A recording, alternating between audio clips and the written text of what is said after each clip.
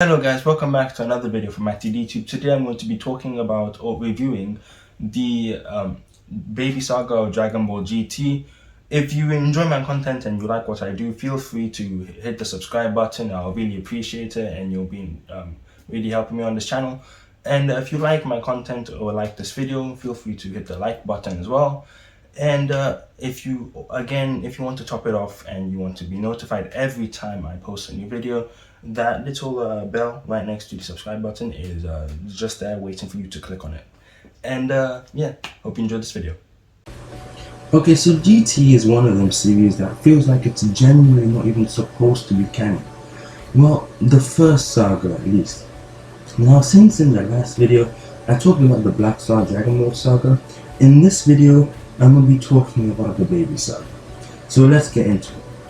Now, in the start of the Baby Saga, Gyu's bought his home planet. So out of the kindness of Trunks, Pan and Goku, or just to put it bluntly, the gang's heart, they all go to Gyu's home planet, Planet M2. Now this kind of caught me off guard, but we see how deserted and isolated this planet is. And then we are just randomly, ever so randomly, slapped in the face with the plot twist of Gyu betraying the gang. And it was never clear. It left me in utter confusion. So I watched the part where they met Gyu up until the Baby Saga again, and could not connect the dots. It was pretty random, but I digress. Anyway, we are then again slapped in the face with another plot twist. But before that, there was a little fight scene between Rildo and Goku. So let me cover that first. We are introduced to General Rildo, who fights Goku like I just said, and it isn't like a Kamehameha against a volcano or a pervert who likes little girls. Well, the only decent fight was against this B-Tech hit assassin whom Goku went Super Saiyan against. No. This is like a blow for blow. Stakes are kinda high fight, which I actually enjoyed watching. So the fight against General Rildo and Goku ends up with Trunks being sent to something that looked like it came from Wish, Dr. Mew, the Dr. Gero knockoff. And this is where it gets real. And the second plot twist that I was talking about takes place here. And it is that Gyu didn't betray the gang, but double-crossed Dr. Mew. Yeah, it's kinda weird. But unlike the first plot twist, this one was hinted like one episode ago, where Gyu gave Pan a Dragon Ball. So Trunks wasn't actually captured, and he deceived his friends just to expose Dr. Mew as a child. Part of this was caught from a narrator. And Trunks killed the child thing named Baby, a softy name for the only decent villain in GT.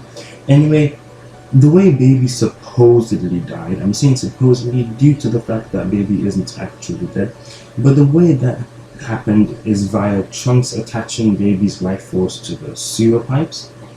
So Mew, understandably but at the same time psychopathically, screamed and really tried so hard to go Super Saiyan, but is unsuccessful, knowing he is defeated. In turning Super Saiyan and reviving Baby, he ever so casually escapes, and the gang says, "Oh, he's getting away." But they all have such slow reaction times that they barely... Oh, that and Baby's alive and attached his parasite self onto Mew's leg anyways. See, this is where I had a problem. If they didn't let Dr. Mew escape, the whole saga wouldn't even need to exist, and I wouldn't have to waste my time. But it does, so let me wrap this up before it gets to what it becomes a really long video. I might skip parts, but I hope no essentials, so let's go. In the next episode, the gang finds themselves on a healing planet which Baby's also on. So after Baby works his way through patients and doctors, why he didn't plant eggs in them so that they will be relevant in the future, I do not know, but okay. He makes his merry way onto Trunks. And then in the next episode it is explained that Baby created Dr. New and Lude, which does not make any sense to me. But again, okay, I guess it happened because of plot. But anyways, Baby successfully infects and attaches himself onto Trunks and gains control of him, but is easily fought off via Trunks going Super Saiyan. So Baby heads onto Earth to infect more people, which he again successfully does. But he infects Gohan, not Gohan, Goten, then moves his way onto Gohan. And they both have like a little fight between themselves, and of course Goten wins, and Goten and Gohan now team up against Vegeta and win the fight against Vegeta. Now we as the audience, we know and we see this happening, but the gang, aka Trunks, Goku and Pan, they don't know what is going on. And they find this out in a very emotional, a slightly emotional way. When the gang gets back to Earth, they give the 7 Dragon Balls to an infected Dende, which we know that the majority, the entirety of the Earth has been infected, but the gang, they don't know. They weren't there. They were probably off somewhere getting the rest of the Dragon Balls now. Well, not probably. Most likely actually. And while Goku and Pan meet their infected family, Trunks meets his infected father. Now, all three are emotional in their own rights, but Trunks' discovery of his father being infected was the most emotional thing. Now, the fact that Baby infected Trunks is relevant in this instant because Trunks is now infected. So we cut to Baby, Goten, Gohan, and Trunks fighting Goku, and Goku is struggling. He has to go Super Saiyan 3, and even this doesn't work. Something that worked against. Oh crap! Now that you think about that, they're technically saying that Baby is stronger than thinking about Boo, Majin Boo, which yeah, it's actually not too bad of a villain. Well, that still wouldn't mean that, what's his name? Or Omega Shenron, or Sin Shenron, can't be anywhere near this, so still makes Dragon Ball Super the most dominating game I can say. And again, as I was saying before I kind of just cut to comparing Dragon Ball Super and GT, Baby has the upper hand in this fight since he legit pushed Goku to go Super Saiyan 3, which he only went against Majin Buu. And for him to be pushed to that level but still losing is, I guess, an impressive feat until you consider the fact that Goku can't hold Super Saiyan 3 for that long since he is still a child. Yeah, I don't know why they didn't wish for Goku to become an adult a little bit earlier on while they had no energy. They did because they had to use it so that the Earth doesn't explode. Yeah. Okay, cool. So before Baby could kill Goku, which it was getting to that point. It was getting to the point which Baby could legit at this instant, where this fake spirit bomb thing that Baby tried to do could have easily killed Goku, but none of that. The MVP of this entire series, Supreme Kai, as far as I'm concerned, just, swoops in and kind of, saves Goku in that. And Supreme Kai, this clumsy guy, drops Goku, yeah, and we are then introduced to this game where Goku has to play to get out, and the person who loses dies, as far as I'm concerned. It's kind of a weird game and a weird place to end up, but I guess it just happens because of plot. So he plays the game, and then we find out that the people that Goku's up against is cheating, And the game gets really mad because it's alive, and it's kind of just destroys itself because it wants to commit suicide, I guess, because it knows how bad of a game it is.